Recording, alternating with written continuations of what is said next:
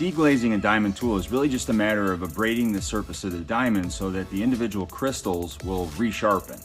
On a hard surface such as this one, which was previously polished, the diamonds start out cutting pretty well, making dust. You can tell that the diamonds are actually doing something, but by the second pass it's pretty clear that they're not cutting nearly as much.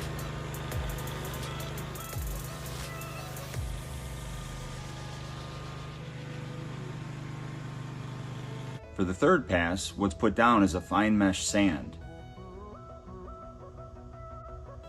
The fineness of the sand is equal to, or maybe even more fine than the diamonds themselves, which is a 70 grit. Being a high grit diamond, they are going to be more prone to glazing or rounding over or losing a sharp edge so that they continue to cut without the use of water. After putting down some sand, a fine mist of water is sprayed over the top of it. The water is not to do a so-called wet cut as much as to give that sand some weight to hold it in place so that when the grinder comes over it, it won't immediately suck that sand up off the floor. It'll allow it to stay under the diamonds, which is where it needs to be so that the diamonds can resharpen. As can be seen in the third pass, it takes one full pass to reopen the diamonds, but the amount of dust that's on the floor in the third pass is actually greater than even the first one when the diamonds were supposedly open.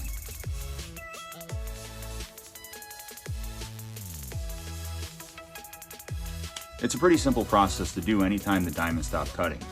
The amount of sand that's needed will vary. A good rule of thumb would be 50 pounds per 1,000 feet, but certainly that can be reduced.